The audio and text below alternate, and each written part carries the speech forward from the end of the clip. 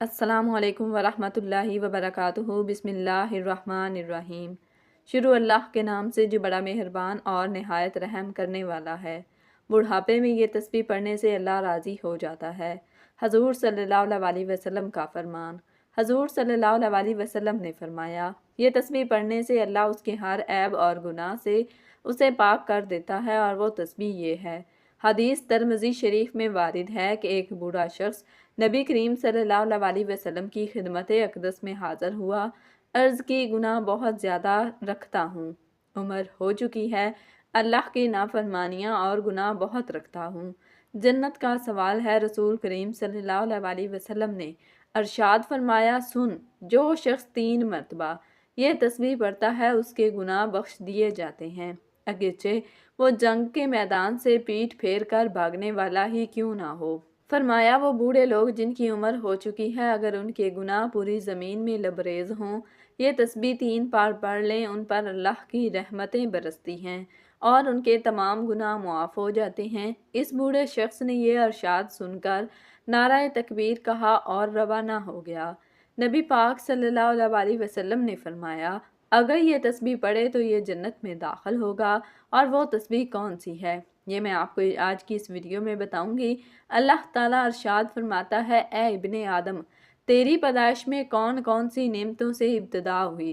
तुराब के मिट्टी से हुई, फिर ये मिट्टी नानबाद की शक्ल में ढल जाती है और सब्ज़ा उसकी ग़ज़ा बनता है और ग़ज़ा खून बनाती है, फिर नुतफ़ा बनाती है, फिर ये नुतफ़ा रहम मादर में जाकर उनका जमा हुआ खून बन जाता है। दूसरे मरहले में गोश्त की बोटी बन जाता है, फिर उसको हड्डियाँ पहनाई जाती हैं और उसमें रूह डाल दी जाती है, और जब माँ के पेट में बच्चे की शक्ल मुकम्मल हो जाती है तो उसको जनीन कहते हैं, और फिर जब वाज़िया हमल हो जाए तो इसको वलीद कहते हैं। जब माँ का दूध पीने लगे तो उसे रिज़्क कहते हैं। जब ठोस ग़ज़ा खाने लगे तो उसको फ़तीन कहते हैं। जब खेलने कूदने की उम्र को पहुँच जाए तो उसको सबहीन कहते हैं। अगर आँख को बहाने लगे तो उसे ग़ुलाम कहते हैं। चेहरे पर सब्ज़ यानी दाढ़ी फूटने लगे तो उसको मराहिक कहते हैं। जब बलौगत को पहुँच जाए तो उसको बालिग कहते हैं। जवान हो जाए तो शाब कहते हैं। पुख्ता उम्र हो जाए तो रजल कहते हैं। जब 30 साल की उम्र हो जाए तो उसे काहुल कहते हैं। जब 40 साल उम्र हो जाए तो शेख कहते हैं। 60 साल की उम्र हो तो शेख फ़ानी और अमल कहते हैं। उम्र ढलते ढलते जब मौत की दहलीज पर पहुंच जाए, हड्डियां कमज़ोर हो जाएं, जिस्म लागर हो जाए, हाफजा कमज़ोर हो जाए तो उसको अर्जल उम्र कहते हैं। और इन सब के बाद बिलाखिर वो मैयत हो जाता है और मरने के बाद फिर से तुराब यानी मिट्टी हो जाता है। मिट्टी से उसकी इब्तिदा हुई थी और फिर बिलाखिर मिट्टी ही बन जाता है। लिहाजा एक इंसान की उम्र का कारआमद हिस्सा वो होता है जब वो जवान होता है, और उम्र के इस हिस्से की कदर करनी चाहिए और इस उम्र में ज़्यादा से ज़्यादा नेकियां करनी चाहिए। एक हदीस मुबारका में इरशाद नबी सल्लल्लाहु अलैहि वसल्लम है, 5 चीज़ों के आगे गनीमत जानो, अपनी ज़िंदगी को मौत आने से पहले, अपनी फरागत को मशगूल होने से पहले, अपनी खुशहाली को तंगदस्ती से पहले, अपनी जवानी को अपने बुढ़ापे से पहले, और अपनी सेहत को अपनी बीमारी से पहले। हज़रत अनस बिन मालिक रज़ी अल्लाह ताला अन्हो से रवायत है कि रसूलुल्लाह सल्लल्लाहु अलैहि वसल्लम ने इरशाद फरमाया कि बच्चा जब तक बालिग नहीं होता उसके नेक अमल उसके वालिद या वालिदैन के हिसाब में लिखे जाते हैं, लेकिन जो कोई बच्चा बुरा अमल करे तो उनके हिसाब में लिखा जाता है और ना ही वालिदैन के हिसाब में।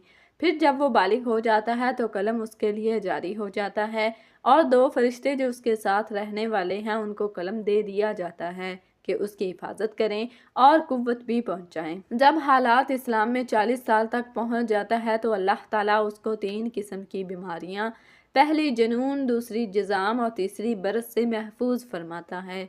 जब 50 साल की उम्र को पहुंचता है तो अल्लाह रब्बुल आलमीन उसका हिसाब हल्का फरमाता है। जब 60 साल की उम्र को पहुंचता है तो अल्लाह रब्बुल आलमीन उसको अपनी तरफ रजू करने की तौफीक देता है।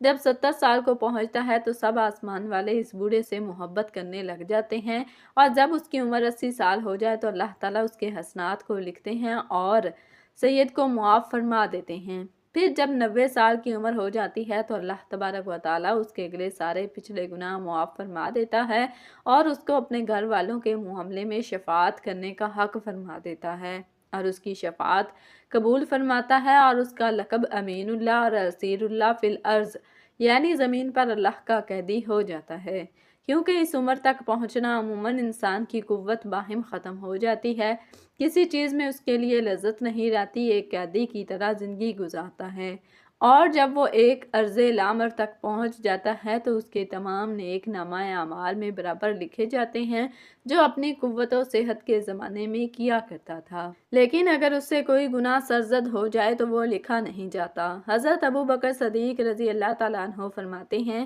کہ ایک مرتبہ ایک شخص نبی کریم صلی اللہ علیہ وسلم کی خدمت اقدس میں حاضر ہوا اور عرض کرنے لگا، اے اللہ کے رسول صلی اللہ علیہ وسلم، ہم میں سے کون سا بندہ بہتر ہے؟ نبی پاک صلی اللہ علیہ وسلم نے فرمایا، جو بندہ بڑھاپے کو پہنچ جائے اور اس کی نیکیاں بہت زیادہ ہوں تو وہ سب سے بہتر ہے۔ اس نے پھر سے دریافت کیا کہ یا رسول اللہ صلی اللہ علیہ وسلم، سب سے برا شخص کون سا ہے؟ آپ صلی اللہ علیہ وسلم نے فرمایا کہ جو شخص بڑھاپے میں پہنچ جائے اور اس کے گناہ بہت زیادہ ہوں۔ حضرت ابن مسعود رضی اللہ تعالیٰ عنہ بیان کرتے ہیں، حضور پاک صلی اللہ علیہ وسلم نے ارشاد فرمایا، ابن آدم قیامت کے دن اس وقت تک اپنے رب کے سامنے سے قدم نہیں ہٹا سکے گا جب تک کہ اس سے 5 چیزوں کے بارے میں سوال نہ کر لیا جائے۔ ان میں چند یہ ہیں کہ اس نے اپنی عمر کس چیز میں فنا کی، اس نے اپنی جوانی کو کن کاموں میں بوسیدہ کیا اور اس نے اپنے علم کے مطابق کیا عمل کیا۔ بحوالہ الحدیث الترمذی۔ حضرت انس رضی اللہ تعالیٰ عنہ کا فرمان ہے کہ نبی پاک صلی اللہ علیہ وسلم نے فرمایا، اللہ تعالیٰ جس شخص کی عمر اسلام میں 40 سال تک پہنچا دے تو اللہ تبارک و تعالیٰ اس سے کئی قسم کی بلاؤں کو دور فرماتا ہے۔ پہلی جزام، دوسری مرض اور شیطان کے غضب ناک کرنے کو، اور اللہ تعالیٰ جس شخص کی عمر اسلام میں 50 سال کو پہنچا دے تو اللہ سبحانہ و تعالیٰ اس پر حساب کتاب کو آسان فرما دیتا ہے۔ ایک مسلمان کے لیے عمر کا ہر ایک حصہ اللہ تعالیٰ کی نعمت اور بیش بہا عطا ہے، لیکن عرض عمر سے پناہ مانگنی چاہیے۔ اللہ تعالیٰ نے قرآن مجید میں ارشاد فرمایا ہے، اور اللہ نے تم کو پیدا کیا اور پھر وہی تم کو وفات دے گا، اور تم میں سے بعض کو عرض ناکارہ عمر کی طرف لوٹا دیا جاتا ہے تاکہ انجام کار وہ حصول علم کے بعد کچھ نہ جان سکے۔ حضرت سعد رضی اللہ تعالیٰ عنہ کا بیان ہے کہ نبی پاک صلی اللہ علیہ وسلم نے ارشاد فرمایا، نمازوں کے بعد ان چیزوں سے پناہ طلب کیا کرو۔ اے اللہ، میں بزدلی سے تیری پناہ میں آتا ہوں اور میں اس سے تیری پناہ میں آتا ہوں کہ مجھے عرض العمر کی طرف لوٹا دیا جائے، اور میں عذاب قبر سے تیری پناہ میں آتا ہوں۔ بحوالہ صحیح بخاری۔ اس حدیث پاک سے واضح ہے کہ حدیث نبوی صلی اللہ علیہ وسلم نے عرض العمر سے اللہ تعالیٰ کی پناہ مانگی ہے، اور جان لیتے ہیں کہ یہ عرض العمر ہے کیا۔ علامہ عینی لکھتے ہیں کہ عرض العمر سے مراد یہ ہے کہ انسان اس قدر بوڑھا ہو جاتا ہے کہ کمزور ہو کر اپنے بچپن کی ابتدائی حالت میں واپس لوٹ جاتا ہے، اور اس کی سماعت اور بصارت کمزور ہو جاتی ہے، اس کی عقل کام نہیں کرتی اور نہ ہی سمجھ میں کوئی بات آتی ہے، وہ فرائض کو ادا نہ کرنے کے ساتھ ساتھ اپنے ذاتی کام بھی نہیں کر سکتا، اپنی پاکیزگی اور صفائی کا خیال نہیں رکھ سکتا اور اپنے گھر والوں پر بوجھ بن جاتا ہے، اور وہی گھر والے اس کی موت کی تمنا کرنے لگتے ہیں۔ اگر اسی شخص کا گھر بار نہ ہو تو وہ بالکل تنہا ہو جاتا ہے، اور اس سے بڑی کیا مصیبت ہوگی کہ اللہ پاک ایسی عمر سے ہم سب کو محفوظ فرمائے۔ 40 سال کی عمر کے بعد ان کا انحاط شروع ہو جاتا ہے، ان کے اعصاب کمزور ہو جاتے ہیں، اور جن لوگوں پر اللہ سبحانہ و تعالیٰ کا خصوصی کرم ہوتا ہے جیسے علماء کرام، اولیاء اللہ، وہ 60 سال کے بعد بھی مضبوط نظر آتے ہیں اور ان کے حواس قائم رہتے ہیں۔ حضرت عطا نے حضرت ابن عباس رضی اللہ تعالیٰ عنہ سے روایت کی ہے، سورہ نحل کی آیت میں عرض العمر کا جو تذکرہ ہے مسلمانوں کے لیے نہیں ہے، کیونکہ مسلمانوں کی عمر جس قدر زیادہ ہو جاتی ہے اللہ تعالیٰ کے نزدیک اس کی عزت اور کرامت بڑھتی جاتی ہے، اور اس کی عقل معرفت بھی زیادہ ہو جاتی ہے۔ اور حضرت اکرمہ نے کہا کہ جو قرآن مجید کی تلاوت کرتا رہتا ہے وہ عرض العمر کی طرف نہیں لوٹایا جاتا۔ ایک مرتبہ ایک شخص نے حضرت علی کرم اللہ وجہ الکریم کی خدمت میں حاضر ہو کر یہ سوال کیا، امیر المومنین، میرے بال سفید ہوتے جاتے ہیں، اس کا کیا مقصد ہے؟ حضرت علی کرم اللہ وجہ الکریم نے فرمایا کہ جب حضرت آدم علیہ السلام زمین پر آئے اور وہ بوڑھے ہونے لگے تو ان کے بال بھی سفید ہونے لگے۔ اور جب پہلی مرتبہ حضرت آدم علیہ السلام نے اپنے بالوں کو سفید ہوتے دیکھا تو اللہ تبارک و تعالیٰ سے عرض کی، اے اللہ، میرے بال کیوں سفید ہو رہے ہیں؟ تو رب کریم نے فرمایا کہ بالوں کا سفید ہونا بڑھاپے اور بزدلی اور تجربات میں فراوانی کی طرف اشارہ ہے، اور انسان کا بوڑھا ہو جانا انسان کو نفسانی خواہشات سے دور کرتا ہے، اور اس بات کو واضح کرتا ہے کہ اس شخص کے پاس زندگی میں تجربات ہیں جن سے مشورہ لے کر آپ اپنے آپ کو بہتر بنا سکتے ہیں۔ اس لیے اللہ تعالیٰ بوڑھوں کے مشورے زیادہ پسند فرماتا ہے، یعنی کہ بوڑھوں کے پاس جو تجربات ہوتے ہیں وہ اچھا مشورہ دیتے ہیں۔ احادیث مبارکہ میں اللہ کے نبی کریم صلی اللہ علیہ وسلم کا ارشاد مبارک ہے، 4 شخص ایسے ہیں جن سے اللہ تبارک و تعالیٰ قیامت کے دن نہ بات فرمائیں گے اور نہ ہی انہیں پاک فرمائیں گے اور نہ ہی ان کی طرف رحمت سے دیکھیں گے، اور ایسے لوگوں کے لیے دردناک عذاب ہوگا۔ پہلا وہ شخص جو قسمیں اٹھا کر مال فروخت کرنے والا ہو اور اس کی عمر بھی بڑھاپے میں پہنچی ہو، اور وہ قسمیں اٹھاتا ہو خواہ وہ سچی ہوں یا جھوٹی۔ اللہ سبحانہ و تعالیٰ اس سے نفرت فرماتا ہے۔ حضرت ابو ہریرہ رضی اللہ تعالیٰ عنہ سے روایت ہے کہ نبی کریم صلی اللہ علیہ وسلم نے فرمایا، قسم اٹھانے سے سامان تو فروخت ہو جاتا ہے مگر اس سے برکت ختم ہو جاتی ہے۔ یہ حدیث متفق علیہ اور یہ الفاظ ابو داؤد کے ہیں۔ نبی کریم صلی اللہ علیہ وآلہ وسلم قسم کھانے کو معمولی سمجھنے اور سامان تجارت کو فروخت کرنے اور کمائی کرنے کی خاطر کثرت قسم کھانے سے ڈرا رہے ہیں۔ اس لیے کہ جب کسی سامان پر جھوٹی قسم کھائی جاتی ہے تو خریدنے والا قسم کھانے کے سبب اسے اپنی قسم میں سچا سمجھتے ہوئے یہ سامان خرید تو لیتا ہے، چنانچہ اس کے رزق میں برکت ختم ہو جاتی ہے، بلکہ ہو سکتا ہے کہ منافع کے ساتھ ساتھ حقیقی قیمت بھی ضائع ہو جائے۔ یقیناً جو کچھ اللہ تعالیٰ کے پاس ہے اسے اس کی نافرمانی کے ذریعے حاصل نہیں۔ دوسرا وہ شخص جس کی عمر ہو چکی ہو اور وہ متکبر اور فقیر ہو، یعنی ایسا شخص جس کے پاس نہ تو مال ہے اور نہ ہی دولت، وہ لوگوں کو بڑھا چڑھا کر بتاتا ہے کہ میرے پاس یہ بھی ہے اور فلاں چیز بھی ہے، یعنی ایک تو فقیر اور کنگال اور دوسروں کا دست نگر اور محتاج، اسے تکبر کر کے اپنی جھوٹی برتری ظاہر کرتا ہے۔ اللہ تبارک و تعالیٰ کو یہ بات ہرگز پسند نہیں۔ اللہ تبارک و تعالیٰ تو کسی مالدار اور غنی شخص کا تکبر کرنا پسند نہیں فرماتا، تو پھر فقیر اور محتاج تکبر کرے۔ اللہ سبحانہ و تعالیٰ کے نزدیک ایسے شخص کا تکبر کرنا مالدار آدمی سے زیادہ کبیح ہے۔ تیسرا بوڑھا وہ شخص جو زانی ہو، یہ تیسرا شخص جس سے اللہ تبارک و تعالیٰ سخت نفرت فرماتا ہے۔ بڑھاپے میں زنا کرنے کا مطلب یہ ہے کہ اس کا مزاج بہت بگڑا ہوا ہے اور اس کا دل اللہ سبحانہ و تعالیٰ کے خوف سے بالکل خالی ہے۔ جوانی کی ایک طویل عمر گزرنے کے بعد متعدد تجربات کے حصول سے انسان کی عقل کامل ہو جاتی ہے۔ باحوالہ حدیث مسلم شریف حضرت ابو ہریرہ رضی اللہ تعالیٰ عنہ سے روایت ہے کہ رسول پاک صلی اللہ علیہ وسلم نے فرمایا، 3 ایسے شخص ہیں جن سے اللہ تبارک و تعالیٰ قیامت کے روز کلام نہیں فرمائے گا اور نہ ان کی تعریف ستائش کرے گا، اور ایک روایت میں یہ بھی ہے کہ نہ ان کی طرف دیکھے گا اور ان کے لیے دردناک عذاب ہوگا۔ ایک تو زناکار بوڑھا، دوسرا جھوٹا بادشاہ اور تیسرا تکبر کرنے والا۔ نمبر 4 ظالم حکمران جس کی عمر نازک ہو چکی ہے، اس سے اللہ تبارک و تعالیٰ کو نفرت ہے۔ اللہ پاک نے اس کو حکومت دی اور زمین پر اختیارات دیے تاکہ یہ اللہ تعالیٰ کی زمین پر اس کے بندوں کے درمیان عدل و انصاف کرے۔ اس نے اپنے اختیارات کا ناجائز فائدہ اٹھایا ہے اور اللہ تعالیٰ کے بندوں پر ظلم و ستم ڈھاتا رہا۔ اپنی حکومت کے نشے میں اس قدر غرق ہوا کہ حقیقی بادشاہوں کے بادشاہ یعنی اللہ تعالیٰ کو بھلا ڈالا، لہٰذا یہ اللہ کے ہاں قابل نفرت ٹھہرا ہے۔ اللہ تبارک و تعالیٰ اسے بروز قیامت اپنے عشق کا سایہ نصیب نہیں فرمائے گا۔ باحوالہ حدیث مسلم صفحہ نمبر 4240۔ 5واں وہ شخص جو گناہ بھی کرتا ہے اور توبہ استغفار نہیں کرتا اور نہ اپنے گناہوں پر شرمندہ ہوتا ہے، اور یہ شخص بھی اللہ تعالیٰ کی سزا کا مستحق ٹھہرتا ہے اور اللہ تعالیٰ اس پر غضبناک ہوتا ہے اور قیامت کے دن اس کا ٹھکانہ بھی جہنم ہے۔ حضور پاک صلی اللہ علیہ وسلم کا فرمانے عالی شان ہے کہ جو شخص بڑھاپے میں یہ تسبیح پڑھتا ہے تو اللہ تعالیٰ اس کے تمام گناہ معاف کر دیتا ہے اور اس کے ہر عیب پر پردہ ڈالتا ہے۔ اللہ تعالیٰ ایسے شخص سے راضی ہوتا ہے اور اللہ تعالیٰ یہ تسبیح پڑھنے والے سے خوش ہوتا ہے۔ جو شخص یہ پڑھتا ہے قیامت کے دن اللہ تعالیٰ اس کی نیکیوں کا پلڑا بھاری کرے گا اور گناہوں کو معاف فرما دے گا۔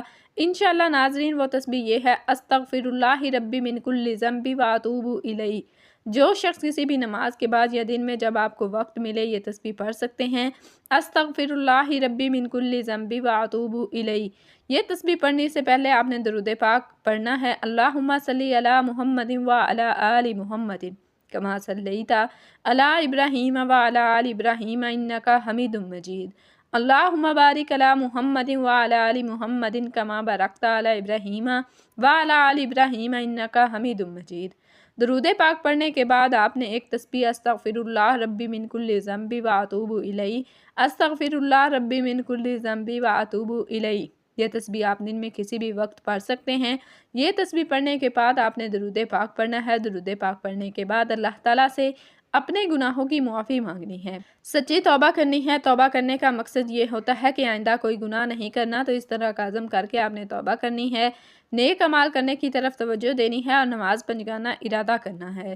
حضرت ابو ہریرہ رضی اللہ تعالیٰ عنہ سے روایت ہے کہ یعنی نبی پاک صلی اللہ علیہ وسلم کے ان ارشادات کی روشنی میں ہمیں پتہ چلتا ہے کہ جیسے ہی ہم پر اگلا دن چڑھتا ہے، ہمارے جلنے بھی جوڑ ہیں، یعنی ہمارے جسم میں 360 کے قریب، لیکن ہم میں سے کتنے ایسے لوگ ہیں جو کہ اپنے جسم پر جوڑ، ان کی تمام کی فہرست کا صدقہ واجب ہو جاتا ہے، واجب ہونے والے اس صدقے کو دیتے ہیں۔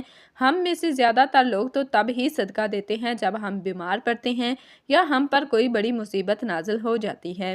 اس سے پہلے تو صدقہ دینے کا نہ تو ہمارے ذہن میں کوئی تصور ہوتا ہے اور نہ ہی ہم میں سے زیادہ تر لوگ صدقہ دیتے ہیں۔ یہی وجہ ہے کہ ہماری زندگیوں میں اچانک سے مصیبتیں، پریشانیاں اور تنگیاں آتی چلی جاتی ہیں اور ہمیں سمجھ نہیں آ رہا ہوتا کہ ہم زندگی میں ایسی کون سی غلطی کر رہے ہیں جس کی وجہ سے ہماری زندگی میں مسئلے اور پریشانیاں بڑھتی جا رہی ہیں، ہم پر بلائیں نازل ہو رہی ہیں، ہم پر رزق کی تنگی ہو رہی ہے اور ہم مسلسل پریشانیوں کے بوجھ کے نیچے دبے جا رہے ہیں۔ اصل میں وہ وجہ ہوتی ہے صدقے کا نہ دینا۔ اسلامی تعلیمات اور نبی کریم صلی اللہ علیہ وسلم کے مختلف ارشادات کی روشنی میں ہمیں پتہ چلتا ہے کہ آسمان سے بلائیں نازل کی جاتی ہیں۔ یہ بلائیں اپنے ساتھ مختلف بیماریاں، مصیبتیں اور پریشانیاں لے کر آتی ہیں۔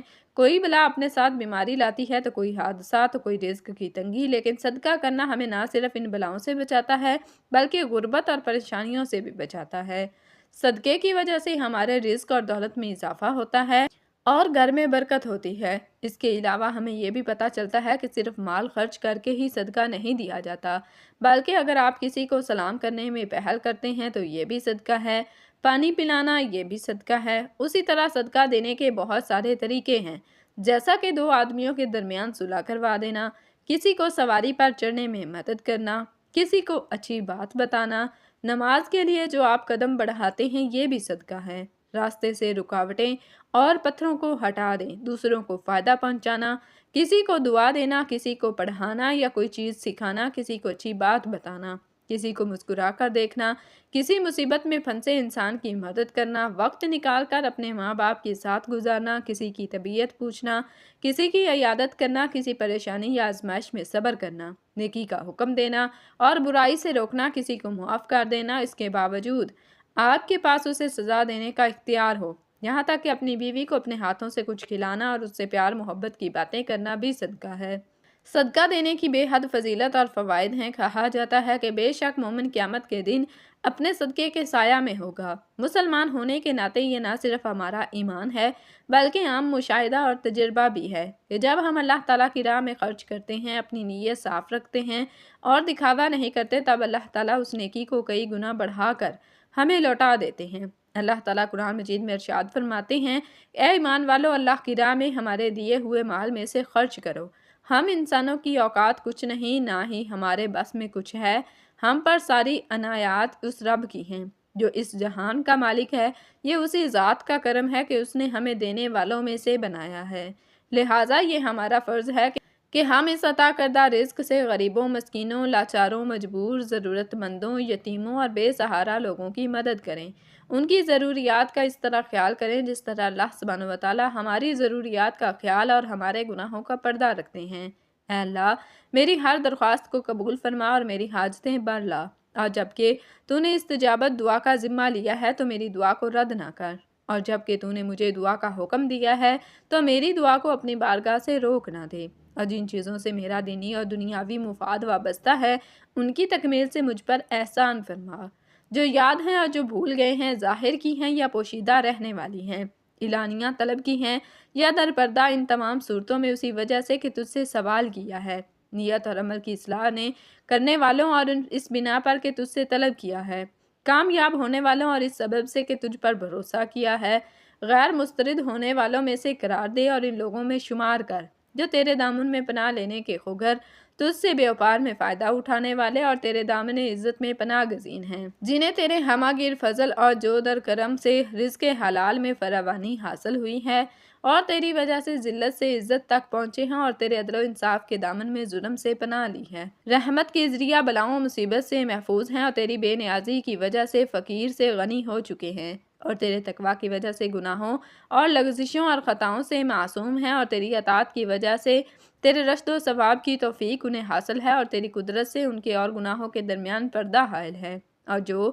تمام گناہوں سے دستبردار اور تیرے جوار رحمت میں مقیم ہیں۔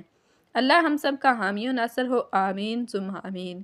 دعا ہے کہ اللہ تعالیٰ نیکی کی بات کو سننے، سمجھنے اور اس پر عمل کرنے کی توفیق عطا فرمائے، میرا سنانا اور آپ کا سننا اپنی پاک بارگاہ میں قبول و منظور فرمائے، آمین ثم آمین۔ جزاکم اللہ خیراً کثیرا۔